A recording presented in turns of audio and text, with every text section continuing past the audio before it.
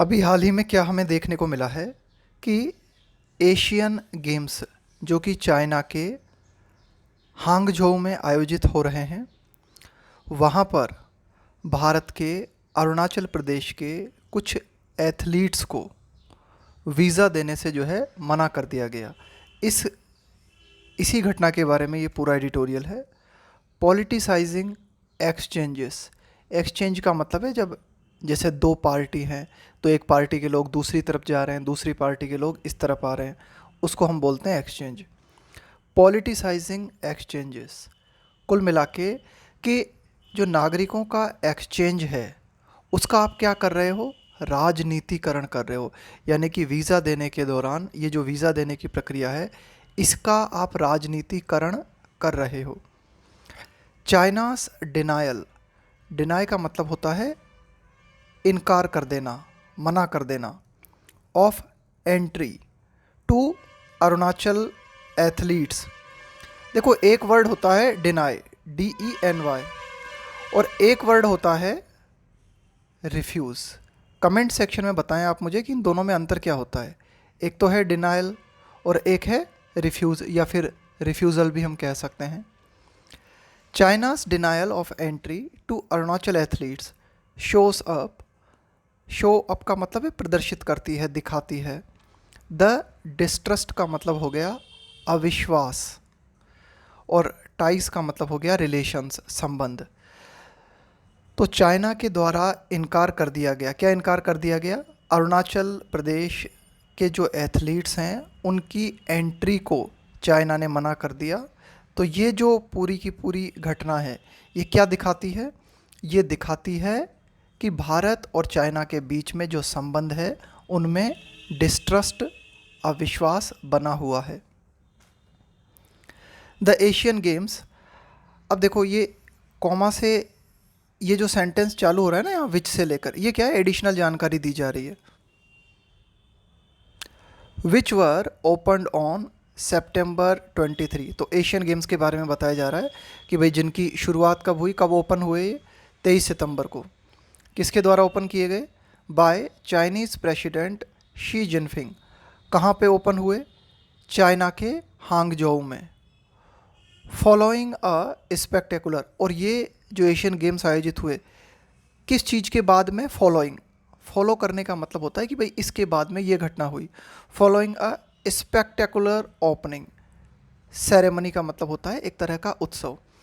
तो स्पेक्टेकुलर बहुत ही शानदार, स्पेक्टेकुलर ओपनिंग सेरेमनी यानी कि बहुत ही शानदार ओपनिंग सेरेमनी के साथ चाइना के प्रेसिडेंट शी जिनपिंग ने हांगझोउ में इन खेलों का शुभारंभ किया। On a scale. और ये जो ओपनिंग हुई ये एक ऐसे पैमाने पे हुई, यानी कि बहुत ही भव्य ओपनिंग हुई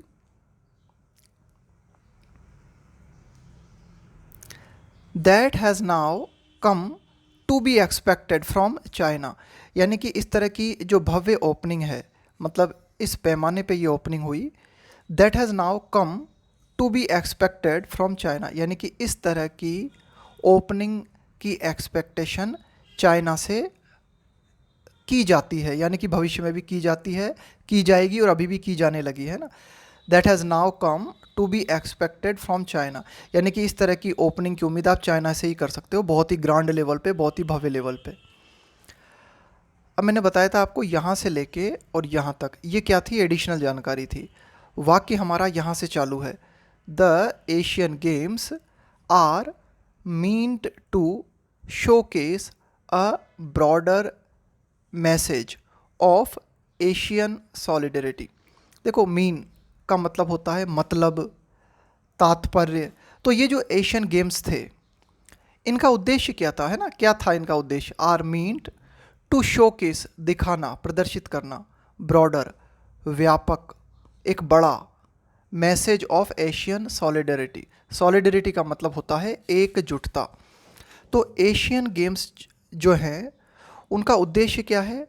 कि एक बड़ा संदेश देते हुए ये दिखाना कि जो पूरा की पूरा एशिया क्षेत्र है वो एकजुट है, यानी कि एशिया की एकजुट को दिखाना भी एशियन गेम्स का उद्देश्य है। The days leading up to the opening ceremony of the 19th editions were. दिन, कौन से दिन? Lead up to. देखो, लीड अप टू का मतलब होता है कि किसी पर्टिकुलर जगह तक, किसी पर्टिकुलर टारगेट तक लेके जाना। यानी कि ये जो गेम्स की शुरुआत हुई, इसके पहले के जो दिन थे, कब तक के दिन? कि जब तक कि ओपनिंग सेरेमनी की शुरुआत हुई of the 19th edition. Asian games का ये कौन सा एडिशन है? 19th एडिशन है। तो इसके पहले के जो दिन थे, हाउएवर का मतलब होता है हालांकि। हालांकि इस ओपनिंग सेरेमनी के पहले के जो दिन थे, मार्क्ड का मतलब होता है चिन्हित करना किसी चीज़ को, फ्लैग करना। Marked by anything but. देखो, ये जो फ्रेज़ है ना, एक तरह से आप इसे ईडियम भी कह सकते हो, एनीथिंग बट। एनीथिंग बट का प्रयोग हम किस चीज़ के लिए करते हैं? आपने किसी चीज़ का जिक्र किया, अब आप उससे जस्ट अपोजिट बात कहना चाह रहे हो।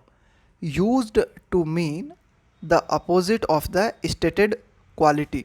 यानी कि आपने कोई सेंटेंस कहा और उसमें जो क्वालिटी बताई है उसका जस्ट अपोजिट आप कुछ बताना चाह रहे हो, तो उसके लिए आप बोलते हो एनीथिंग बट। तो ये जो खेल हुए, यानी कि ये जो खेलों की ओपनिंग सेरेमनी हुई, इनमें भले ही और कुछ देखा गया हो या न देखा गया हो, लेकिन एनीथिंग बट। लेकिन ये जो सॉलिडरिटी थी, यानी कि ये जो एकजुटता थी, ये हमें देखने को नहीं मिली। The day before the opening, Asian games की ओपनिंग के जस्ट पहले, है ना, the day before the opening, यानी कि ओपनिंग के पहले, union sports minister Anurag Thakur, Bharat के जो स्पोर्ट्स मिनिस्टर हैं, यूनियन स्पोर्ट्स मिनिस्टर हैं अनुराग ठाकुर, इन्होंने क्या किया?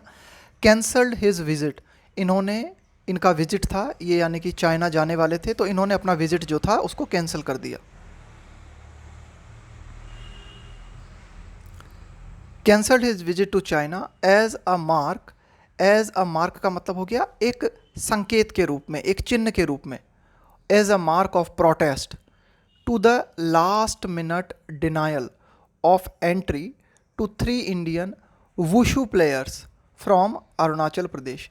कि अरुणाचल प्रदेश से जो 3 भारतीय वुशु प्लेयर्स हैं, उनको बिल्कुल लास्ट मिनट में क्या किया गया? उनकी एंट्री को चाइना के द्वारा डिनाई कर दिया गया, मना कर दिया गया।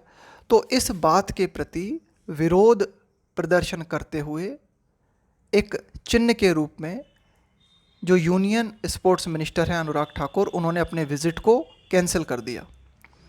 द 3 एथलीट्स, अब देखो ये यहाँ से लेके और यहाँ तक, ये एक एडिशनल जानकारी है एथलीट्स के बारे में। कौन कौन है वो 3 एथलीट्स? नेमन वांगसू, ओनिलू तेगा एंड मेपंग लामगू। अब ये जो 3 एथलीट्स हैं were given the accreditation.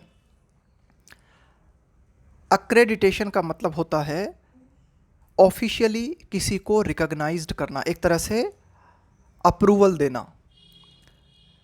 Needed to travel along with the rest of the Indian team for the games. अब देखो कि ये जो तीनों एथलीट्स हैं, इनको अप्रूवल दिया गया था, यानी कि टू ट्रेवल, यानी कि खेलों के लिए ट्रेवल के दौरान जिस अप्रूवल की ज़रूरत होती है, वो अप्रूवल इन खिलाड़ियों को, अन्य भारतीय जो टीम थी, है ना, उनके साथ में इनको अप्रूवल दिया गया था। यानी कि एक तरह से ऑफिशियली इनको खिलाड़ियों के रूप में रिकॉग्नाइज किया गया था। हाउएवर, हालांकि, in what appears to be a directive issued to the airline by China. देखो, अपीयर का मतलब क्या होता है? प्रतीत होना।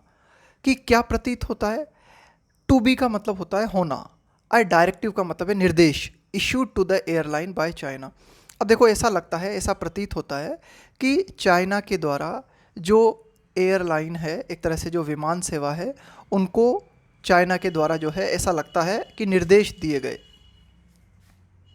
क्या निर्देश दिए गए?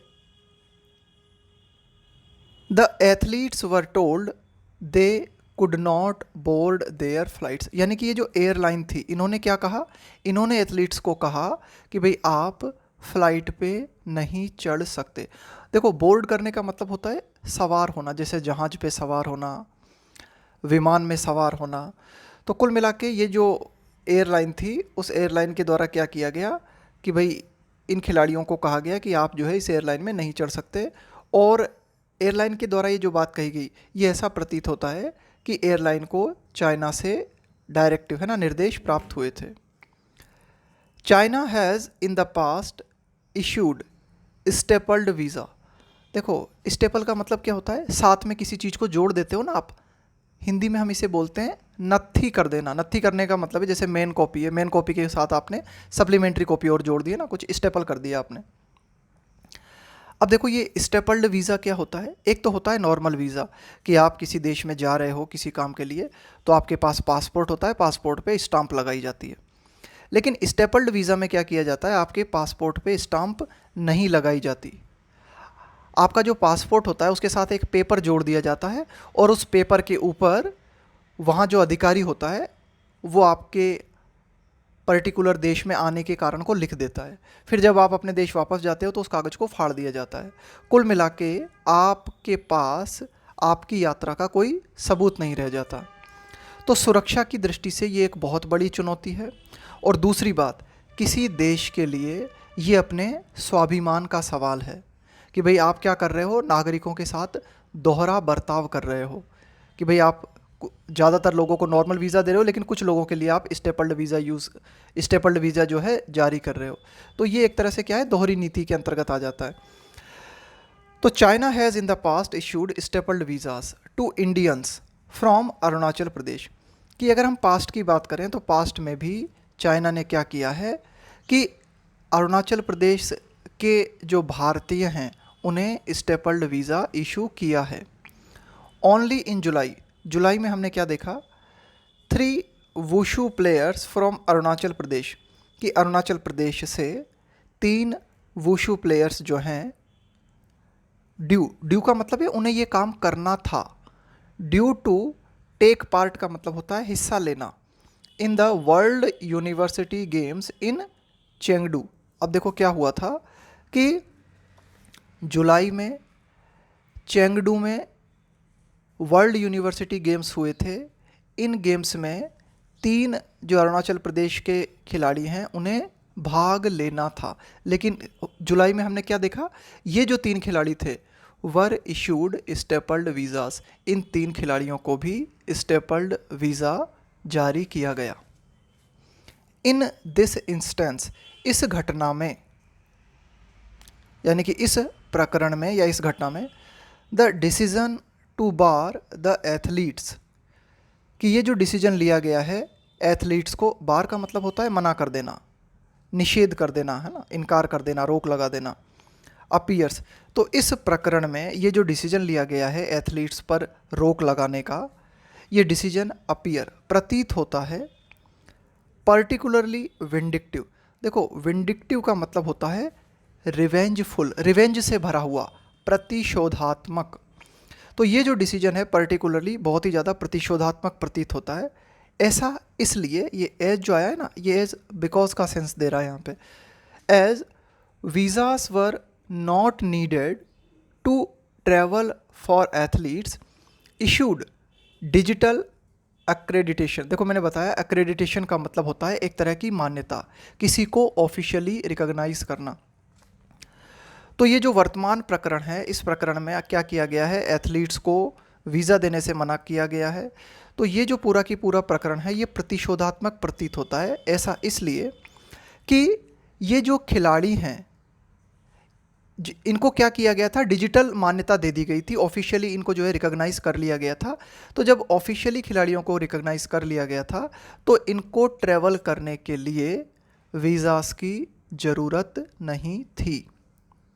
इंडियन ऑफिशियल्स बिलीव, कि जो भारतीय अधिकारी हैं वे ये विश्वास करते हैं, इंडियन ऑफिशियल्स बिलीव बीजिंग दस वेंट आउट ऑफ इट्स वे। देखो वेंट आउट ऑफ इट्स वे, इसका मतलब ये होता है कि आप अपनी लिमिट से बाहर चले गए।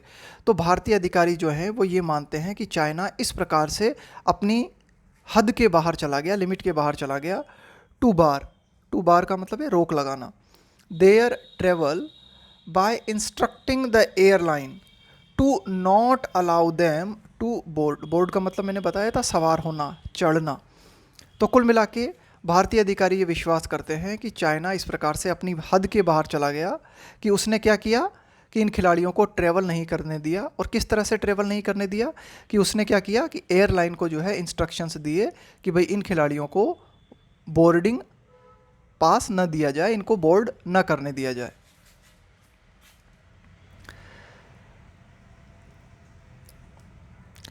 The ministry of external affairs in a statement, Bharat का जो विदेश मंत्रालय है उसने क्या किया है, एक स्टेटमेंट जारी किया है।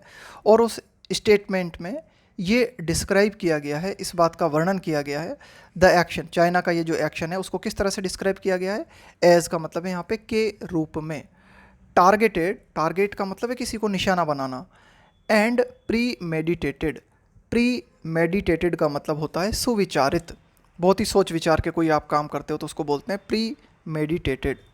तो भारत का जो विदेश मंत्रालय है उसने एक स्टेटमेंट जारी करते हुए चाइना के इस एक्शन को टारगेटेड बताया है और प्री मेडिटेटेड बताया है। This is unfortunately not the first instance of Beijing using प्रयोग करना स्पोर्टिंग इवेंट्स। अब ये कोई अनफॉर्चुनेटली का मतलब है दुर्भाग्य से, कि दुर्भाग्य से ये कोई पहली घटना नहीं है, ये कोई पहला इंस्टेंस नहीं है, ये कोई पहला उदाहरण नहीं है जिसके अंतर्गत चाइना ने क्या किया कि ये जो स्पोर्टिंग इवेंट्स होते हैं, ये जो खेल से संबंधित जो आयोजन होते हैं उनका प्रयोग करना, instance of Beijing using sporting events that. अब ये दैट आया है किस चीज़ के लिए, स्पोर्टिंग इवेंट्स के लिए, कि कोई भी खेल का आयोजन होता है, that should have no place for politics, यानी कि कोई भी स्पोर्ट इवेंट होता है उस स्पोर्ट इवेंट में पॉलिटिक्स के लिए कोई जगह नहीं होनी चाहिए, should have no place for politics. लेकिन चाइना ने क्या किया है, स्पोर्टिंग इवेंट्स का प्रयोग किया है किस चीज़ के लिए, to score geo political points, यानी कि जियो पॉलिटिकल पॉइंट्स प्राप्त करने के लिए। देखो जियो पॉलिटिकल का मतलब होता है भू राजनैतिक, जियो पॉलिटिकल का मतलब होता है कि ज्योग्राफी का फ़ायदा उठा के एक तरह से पॉलिटिकल एडवांटेज हासिल करना। तो दुर्भाग्य से ये कोई पहली घटना नहीं है जब चाइना ने स्पोर्टिंग इवेंट्स का प्रयोग जियो पॉलिटिकल पॉइंट्स को प्राप्त करने के लिए किया है। हालांकि ये जो स्पोर्टिंग इवेंट्स होते हैं इनमें पॉलिटिक्स के लिए किसी तरह की कोई प्लेस या किसी तरह की कोई जगह नहीं होनी चाहिए।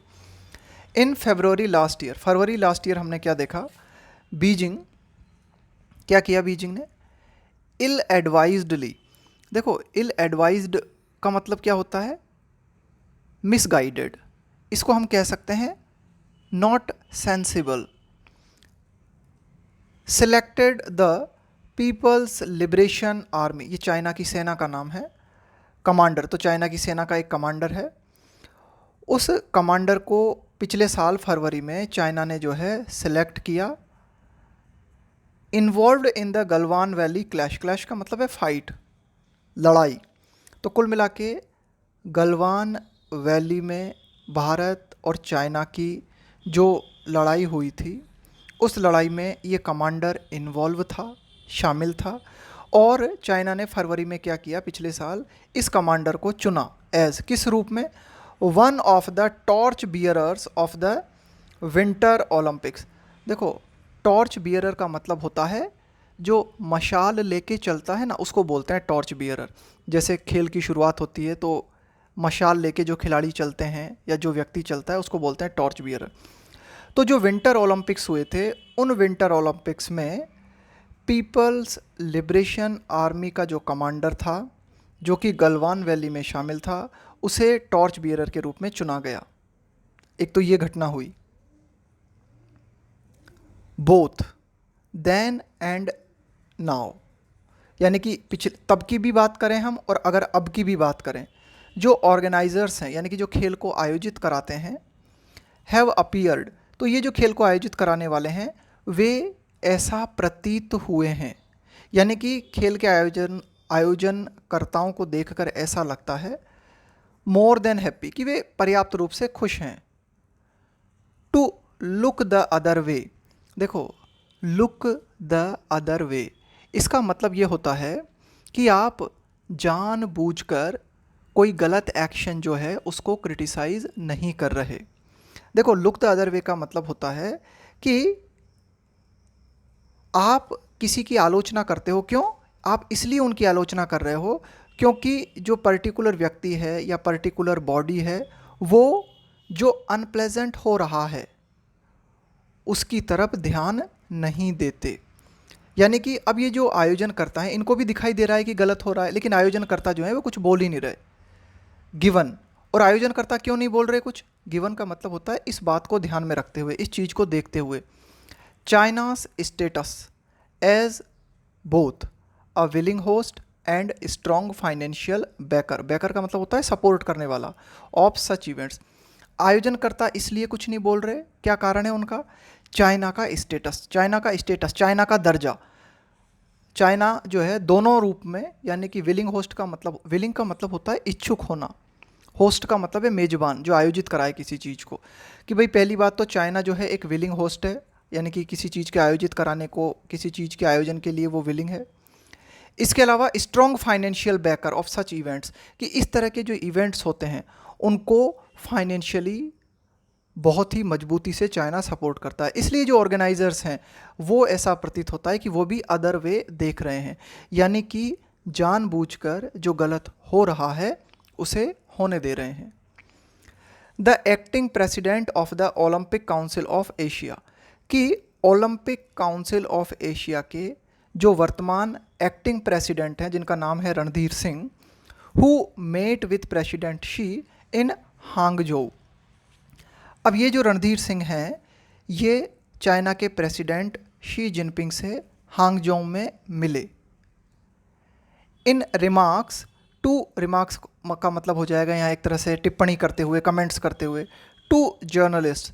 तो इन्होंने, ये जो रणधीर सिंह हैं इन्होंने जर्नलिस्ट से, पत्रकारों से बातचीत के दौरान इन्होंने जो टिप्पणियाँ की, उन टिप्पणियों के दौरान इन्होंने किस चीज़ को चुना? Not to call out. Call out का मतलब होता है किसी चीज़ को क्रिटिसाइज करना, उसकी आलोचना करना। द डिनाइल का मतलब होता है इनकार करना किसी चीज़ को। Denial of entry to athletes. अब देखो, पत्रकारों ने इनसे सवाल किए, ये जो एथलीट्स हैं इनकी एंट्री को डिनाई किया गया है इस संबंध में।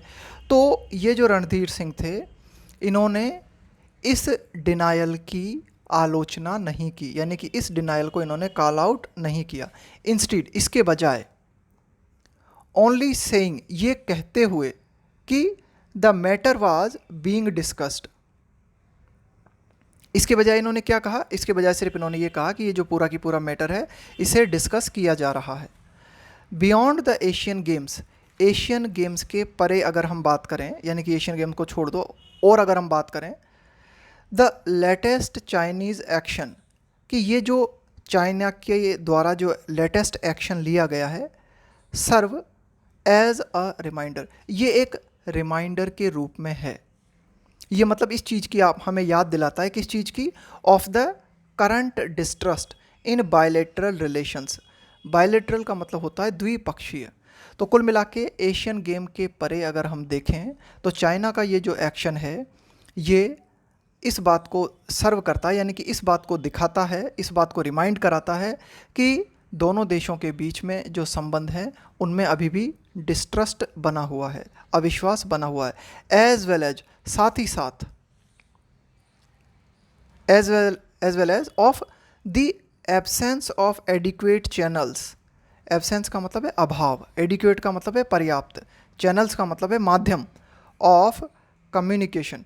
साथ ही साथ इस चीज़ की भी ये याद दिलाता है चाइना का एक्शन कि एक पर्याप्त जो कम्युनिकेशन के माध्यम है, यानी कि भारत और चाइना के बीच में प्रॉपर कम्युनिकेशन हो सके उसके लिए जिन माध्यम्स की ज़रूरत है उन माध्यम की भी कमी है।